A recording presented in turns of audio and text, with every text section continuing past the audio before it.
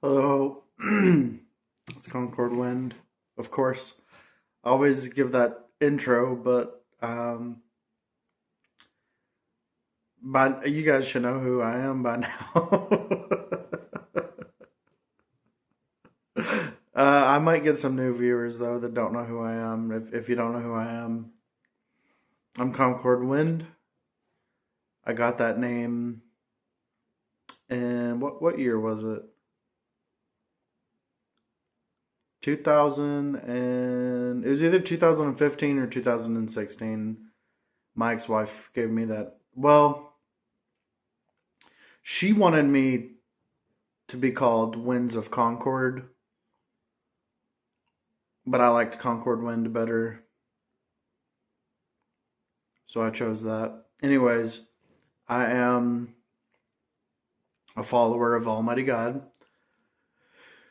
You could call me a Christian if that word makes the most sense in your brain.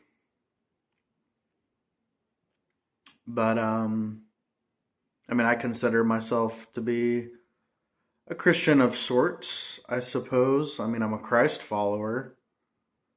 You know, I believe in the management plan of God.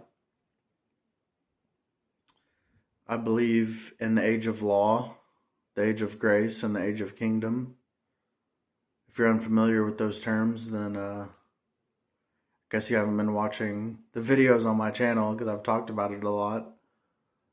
But basically, just to summarize, if you're new here, the Old Testament age, you know, the Old Testament of the Bible, that's the age of law.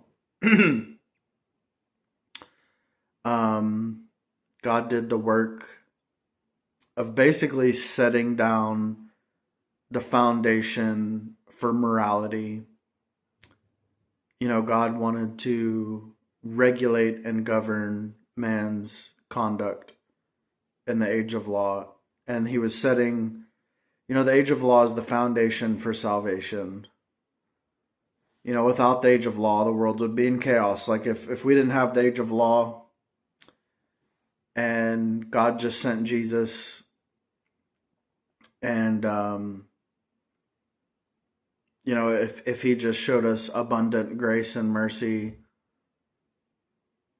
we wouldn't understand the significance of that grace and mercy. We would just live in chaos without consequence, and it would be a very hard world to live in. It would be, I mean, the world is already hard enough to live in as is, but if it wasn't for the foundation of the age of law, the world would be really hard to live in. As a matter of fact, humanity probably would have gone extinct long ago if it wasn't for the age of law. Um, and if it wasn't for the age of grace, which is the New Testament of the Bible, you know, that's what's recorded. The New Testament of the Bible records the age of grace. If it wasn't for the age of grace, a lot of species of animals would go extinct because we would be sacrificing them to God for forgiveness, and we would run out of animals eventually. So Jesus died on the cross for our sins so that we wouldn't have to make animal sacrifices anymore because he was the ultimate sacrifice. And that wasn't the only reason why he did the work of crucifixion, of course, but that was one of the reasons. And the age of kingdom, God does the work of words to change the disposition of man, because God has already laid the foundation of moral conduct for us in the age of law. God has redeemed us so that we are qualified to come into his presence in the age of grace. And now God must rid us of our corrupt satanic dispositions so that we may be purified, just as it is written, "Be holy, for I am holy." And just as Jesus said to the woman who committed adultery, "Go you and sin no more." Go you and sin no more. Those words are very powerful because he wasn't just speaking to that woman. He was speaking to everyone who reads those words. For repentance is so important, but people don't know how to repent. And so God has not expected of people more than what they're capable of achieving based on their knowledge of the truth. And people are judged based off of their understanding of the truth.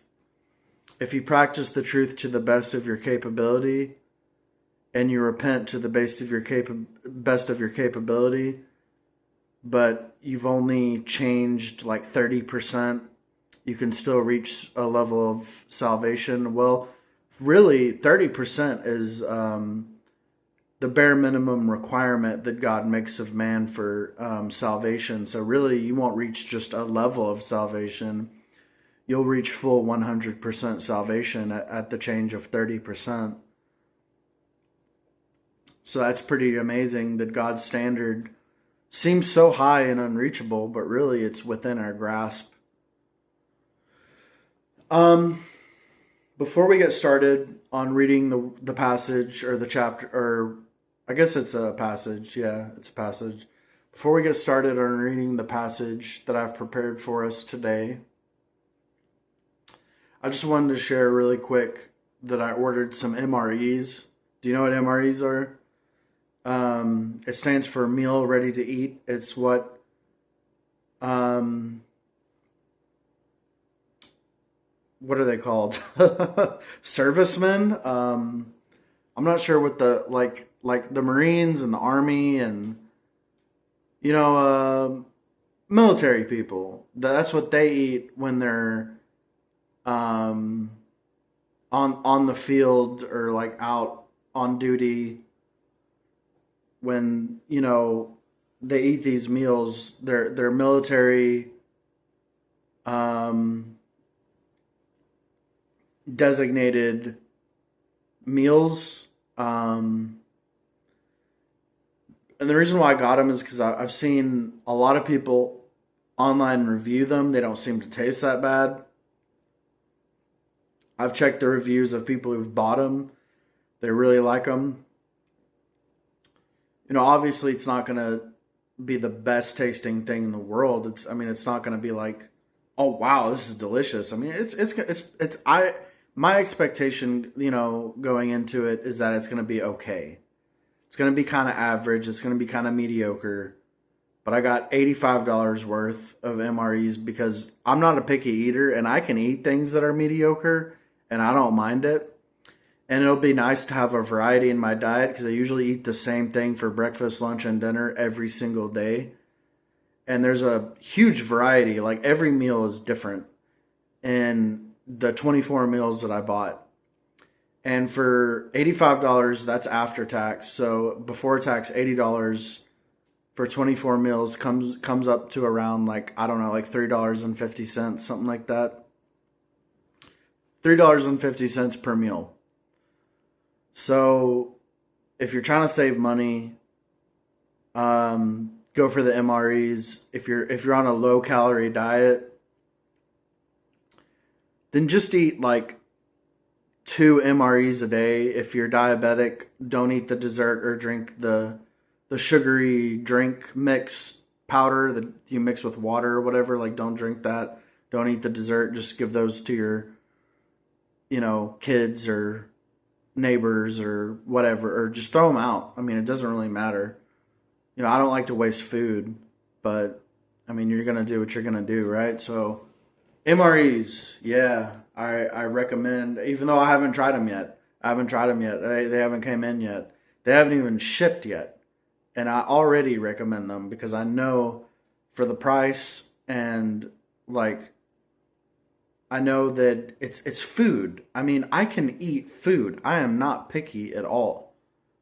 I can eat military rations for meals. And what I plan on doing, because I usually only eat about 2 meals a day. I know I said I eat the same thing for breakfast, lunch, and dinner, but it's very rare that I have 3 meals a day. I typically only have about 2 meals a day because I'm not awake long enough to have 3 meals a day. Because I'm only awake for like 12 hours. Like, we're supposed to be awake for like 16 hours, but I'm usually only awake for like 12 hours. And then I usually sleep for 12 hours, and that's my 24-hour cycle, you know? I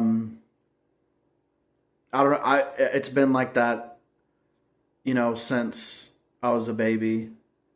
I'm just, I don't know what's wrong with me. I just don't stay awake as long as everybody else, and I sleep longer than everybody else. I don't know why. My mom has thought that it's my medication, but I was doing that before I was ever on medication, so I don't know what the deal is. Anyways, let's get into God's words. So I'm going to be reading in the chapter How to Pursue the Truth 19.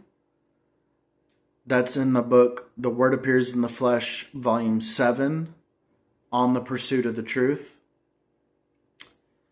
I read this passage. I don't know how much of it I'm going to read, but I read this passage today.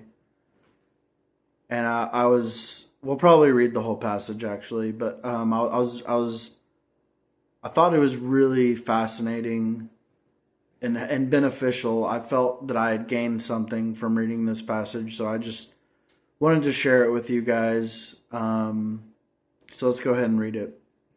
God says, "The various faculties included within the innate conditions God gives people, or the calibers and abilities people innately possess, have nothing to do with Western or Eastern education. The various faculties within people's God-given innate conditions are positive things." Let me just stop right there for a second. The various faculties, I'm getting choked up. The various faculties within people's God-given innate conditions are positive things. And I just think that is one of the most beautiful things I've ever read in God's words.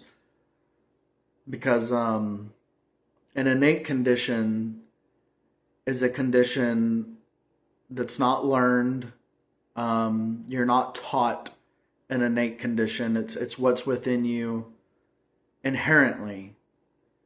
You have this condition. It's not drug induced. It's not brought about by education. It's not a learned behavior.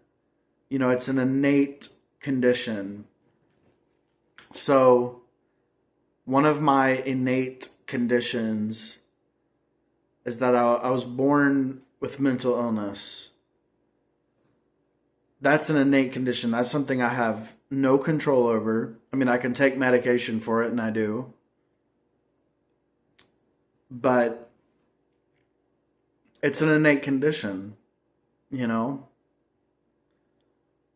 And not always, but mental illness can be an indicator that someone has reincarnated from demonic origin. And the reason for that, as explained in God's words, is, a lot of times people with mental illness will have more senses than a normal person. They'll have supernatural senses. They'll be able to perceive things that normal people are unable to perceive. And this is an abnormality. And abnormalities are typically assigned to supernatural beings, such as, angels and demons. And they're only called abnormal in relation to humanity. So on their own, they perform their functions, and within their own realm, as designated by God, they are not like abnormal. They're abnormal in relation to humanity. It would be like if a bug started talking. That's abnormal, and that would be supernatural, and that would be abnormal in relation to the bug, in relation to our physical material realm. That would be abnormal. But like for an angel to fly in its realm, like would not be considered abnormal. For a person to perceive an angel is abnormal in relation to the individual who perceives the angel. And you have to be careful, because if you see angels, that's abnormal, and it could be demons trying to trick you into thinking that you're perceiving angels when really you're perceiving demons. And they'll try to gain your trust by taking the form of an angel. So it's very dangerous. And so you have to get on medication. It's like it is necessary to be on medication if you have mental illness. I mean, you can't function without medication. I mean, I guess it depends on the severity of your mental illness, but in a lot of cases with mental illness, medication is necessary. And medication is not ideal because medication is synthetic typically. I mean, it's very rare that you come across medication that's natural in origin. I mean, all medication is natural in origin. I shouldn't have said natural. I don't know why I said that. All medication is natural in origin because all medication comes from the earth originally. I mean, like post-process, it's very rare you come across a medicine that is still retains it still is natural post-process. That's very rare. Most medication is synthetic post-process. So that's not ideal. What you want is you want to eat organic food. You can eat meats, grains, vegetables. You can eat fruits occasionally, but fruits you don't want to eat every day because it can spike your blood sugar and cause you to develop diabetes. But vegetables are good to have every day. Some vegetables are not original. They're like they weren't in the Garden of Eden. Like broccoli, cauliflower, spinach, and kale. Those are some examples of some vegetables that were not in the Garden of Eden because those are like poodles and chihuahuas weren't in the Garden of Eden. It's the same type of thing where selective breeding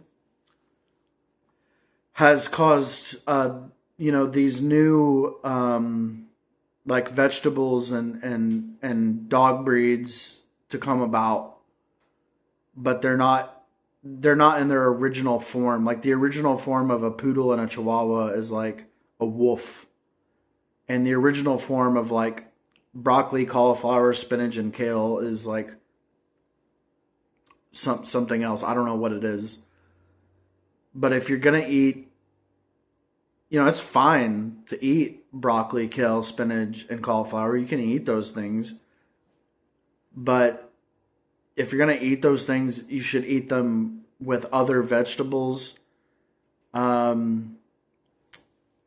Because I don't know if, this is just a theory, but it's a theory backed by a fact. And the fact part is that broccoli, cauliflower, spinach, and kale have anti-nutrients where when you look at the nutrition facts of the product, before you buy it or cook it, consume it, whatever, when you look at the nutrition facts, whatever's listed on the nutrition facts is not what your body is actually absorbing.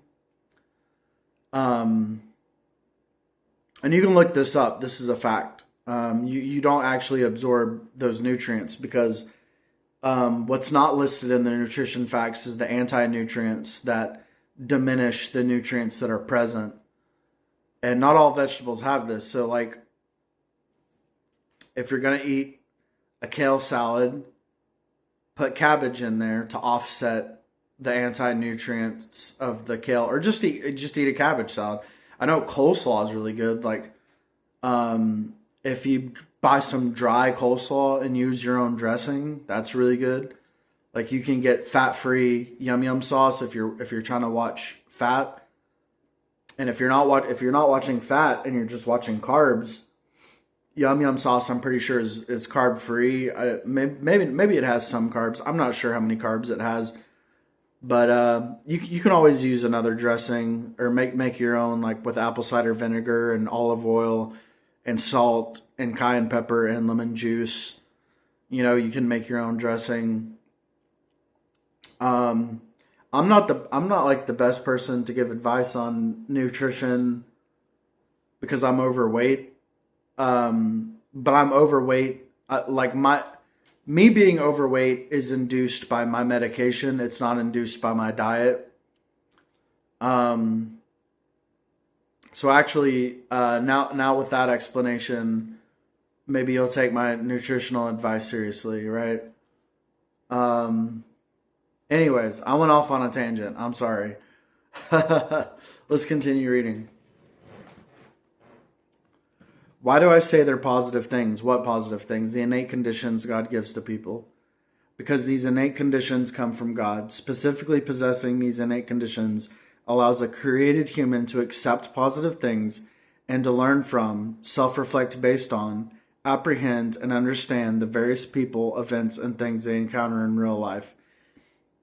Those words are so true.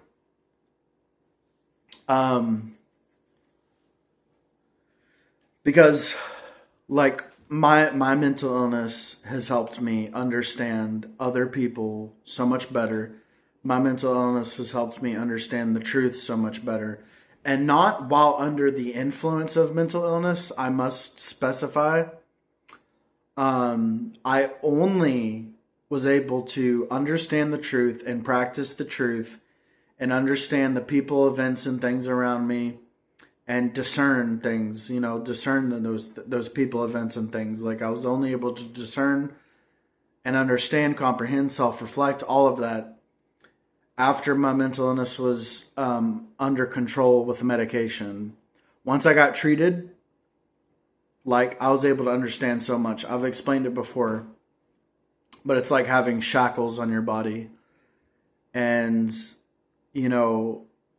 going to the store and grocery shopping with shackles and weights, and your body's very heavy. And because I spent 4 years in psychosis, so imagine spending 4 years with weights all over your body, even just like something like taking a shower. You feel the weight on your body, and just picking up the soap, you feel the weight, and you get used to it. You get used to having those weights on your body, and you get stronger. And so once those 4 years are up and those weights come off, how much easier is it to move around? How much easier you can jump, you can run, you're faster, you're stronger with those weights taken off of your body. And that's what it was like when I got treated for my mental illness, right? It was like those weights came off and I was able to understand the truth so much more clearly than I could when I was under the influence of psychosis. And I could practice the truth so much more easily. Although practicing the truth didn't come naturally to me, I had to put effort into it. Some things came naturally to me as God made arrangements for me, such as the fact that I worshipped women above God. Like you shouldn't worship women at all. But I worshipped women, which was wrong. And I idolized marriage. And I thought all I need is to marry a woman. And that marriage will bring happiness to my life. And I will feel fulfilled. Like that was the idea.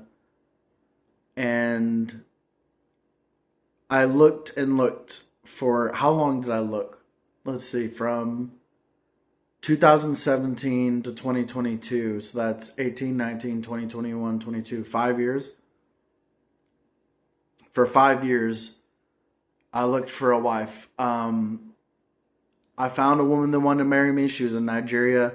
Nobody had the money for us to be able to meet together, so we ended up breaking up because we realized we just couldn't be together in person, and it just wasn't worth it to be in a long-distance relationship. Because to me, the whole point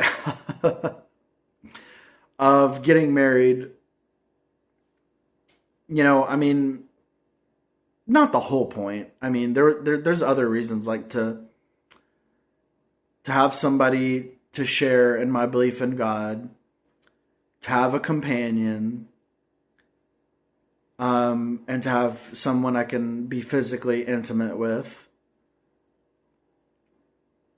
And Glory, my fiance who lived in Nigeria, she shared in my belief in God.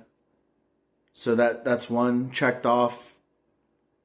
I don't remember what the second one was, but the physical intimacy part was like not being able to be physically intimate with her was really killing me. And it was just, I couldn't take it, like, so I moved on to the next woman, which was my best friend, currently my best friend. But back then she was more than a friend, Maria. And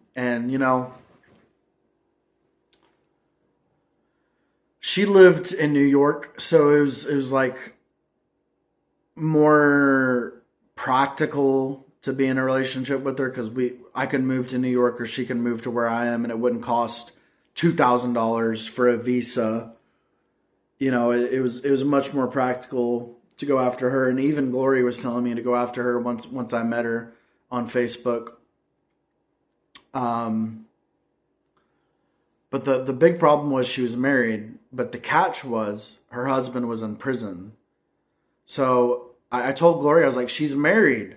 I can't just be with her. And Glory said, her husband's in prison.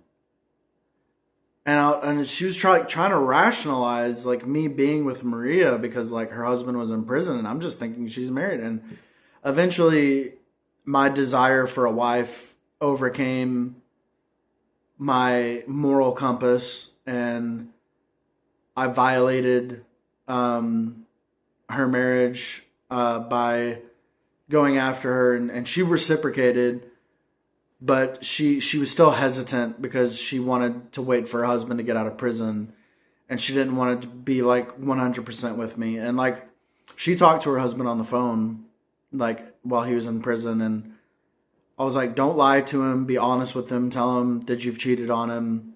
And she did. And he wasn't even that mad, he was just thankful as a white guy that she cheated on him with. He was very thankful for that. But it's still wrong. It was wrong, And so, yeah, that didn't work out, because she chose her husband over me, and I understand that that she did that. And then the next girl that came into my life was a girl I've made music with. We wrote a song called "Party All Day" back in 2016, and we started talking, and she was saying she wanted to visit me. We never met in person before, but I've known her since 2016. And she visited me at my apartment in Maryville when I lived there, in Maryville, Tennessee. She visited me from Texas, Tyler, Texas. And she stayed at my apartment for one night. Like, we had a great time.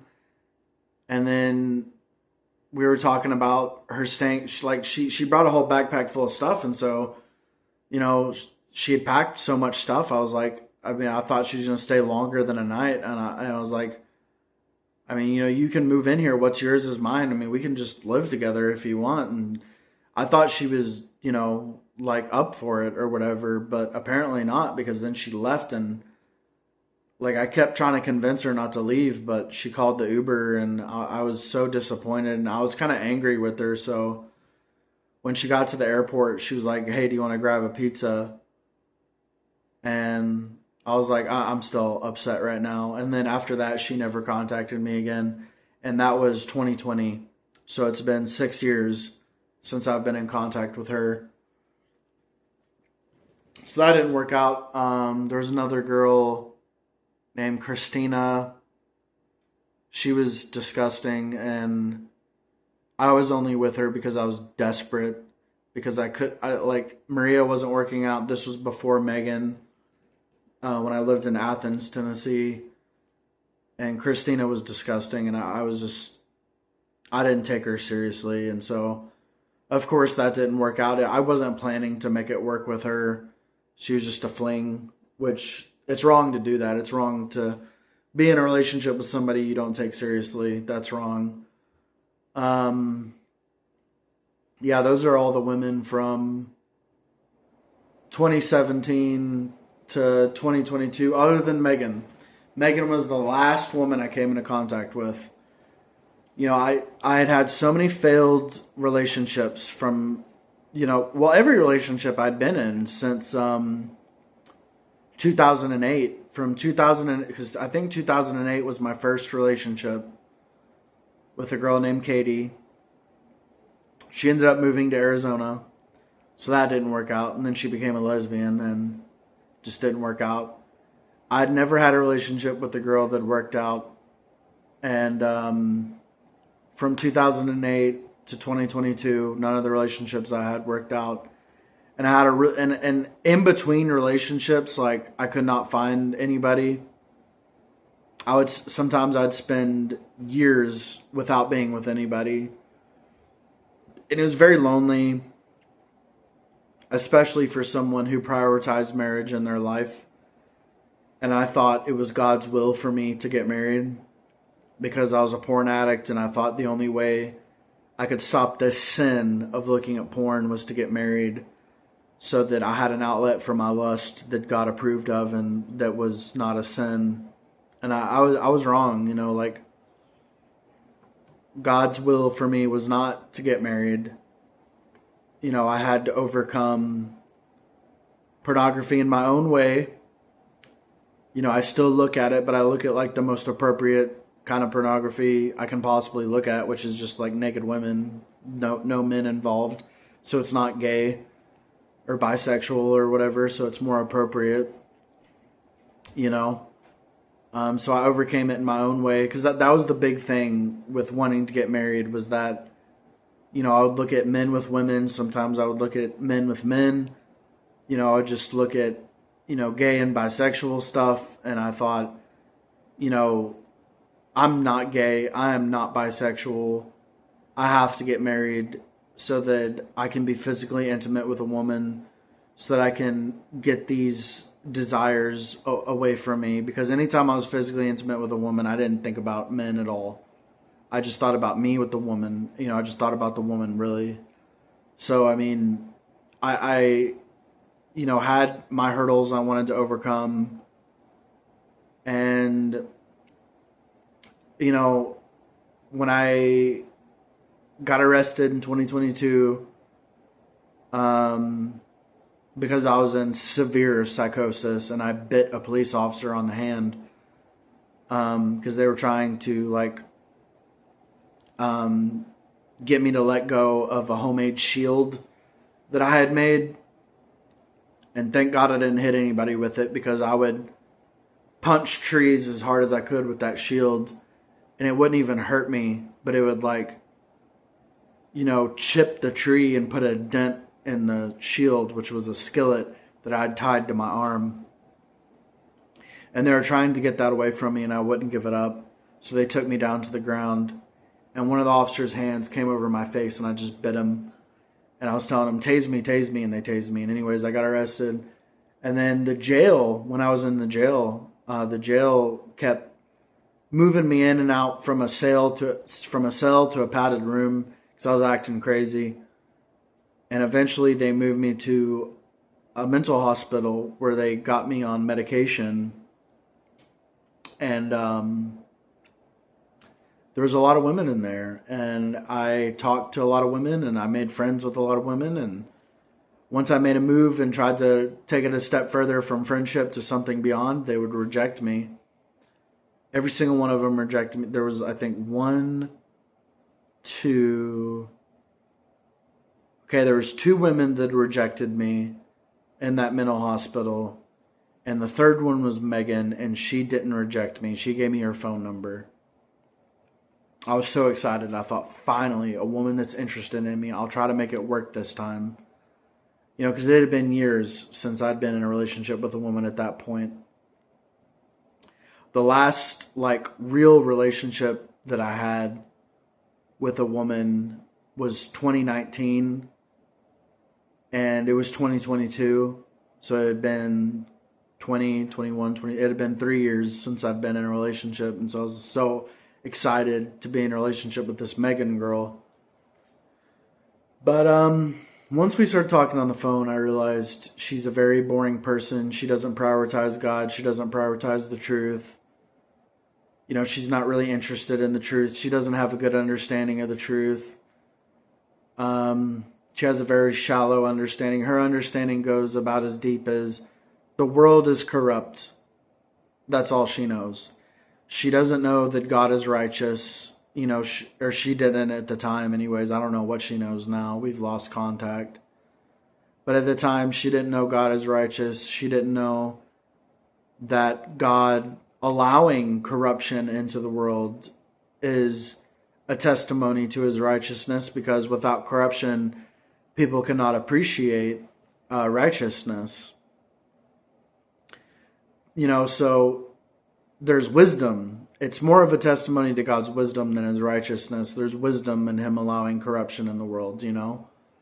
And she couldn't understand that. She couldn't see everything as working in her benefit the way a believer in Almighty God is supposed to view the world. You know, you're supposed to view the world as seeing everything being to your benefit. You know, the world serves us. Like you may not think the world serves you because you're poor. I'm poor, but I still think the world serves me, because everything that I encounter in my life benefits me in some way. It either benefits my wisdom or my knowledge or my understanding of the truth, or provides an opportunity for me to practice the truth. I mean, everything is beneficial to me in some way. I see, because God holds sovereignty over everything, and everything is within God's arrangements that he works the truth into us. So, what was this? Oh yeah, Megan. Megan was like very boring, didn't have a good understanding of the truth, didn't prioritize the truth. And so the medicine was starting, that I was prescribed, was starting to like work for me. It was starting to give me a clear head and make me more stable. And so when I was experiencing this, these conversations with Megan, and realizing the one woman out of that hospital that was interested in me is like so incompatible with me, I was like, okay, none of the relationships I've been in since 2008 have worked out. I spent 3 years looking for a woman from 2019 to 2022. I got rejected by 2 women at the hospital. The one woman who accepted me, I'm incompatible with. I was like starting to rationalize. I was starting to see that maybe me, you know, making marriage such a priority in my life is like not very smart. You know, maybe it's not a very smart thing to do. You know, like I was thinking maybe it's not God's will, and I came to the conclusion that I just need to stay single. That God's will is for me is to be single, because I mean, it's pretty ridiculous how many relationships I've been through and none of them have worked out. And the years from 2022 to 2026 to today have affirmed for me that I was correct in that conclusion that I came to. That, and I'm still open, you know, like it's not a 100% conclusion. It's like a 88% conclusion, but you know, because I never come to a 100% conclusion about anything except for like the existence of God and his sovereignty over everything. You know, there's very few things I come to a 100% conclusion about, because I've been wrong about things, and we're all wrong about things because we're all humans and our intellectual capacity is limited, and our understanding of the truth, which is related to our intellectual capacity as well as our caliber, all of those things are limited. Even if you're of good caliber, even if you're extremely intelligent, there's still limitations on your caliber and intelligence. So your understanding of the truth is limited. And there's so much truth, and the truth is so profound, to fathom it is really hard to do for a person. So I'm still open to the idea of possibly getting married one day, but I doubt it. I'm already 33 and I'm single still. So like I don't foresee it happening, but maybe God will make something happen. I doubt it, but maybe it will. And I'm open to that. But for the time being, like, I've been very happy single. And the only reason I wasn't happy single before was because number one, um, I expected to find a woman and get married. That I expected that. And since it wasn't happening, I was disappointed constantly.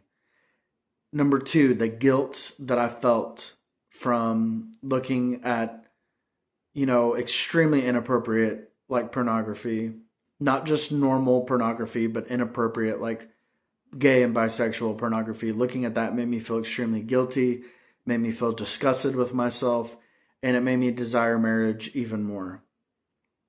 Number three, um, okay, I don't remember what number three is, but the point is that there was reasons I was unhappy while I was single, and now that I've overcome those things, and I've accepted that I might have to be single for the rest of my life. I've accepted what God's will is for me. I've accepted I must submit to God's arrangements. I've become much more submissive to God's arrangements instead of fighting against God and trying to pave my own path. I've accepted his sovereignty over my life and submitted to his dominion. And as a result, I'm a much happier person, okay? So I'm very thankful to God. We didn't get to read much of God's words because just the little bit that I read gave me so much to talk about. But that's good. That means we can read more of this in another video. Um, but I'm going to go ahead and end the video here. So if you've watched this far, thank you so much for watching. God bless you and goodbye.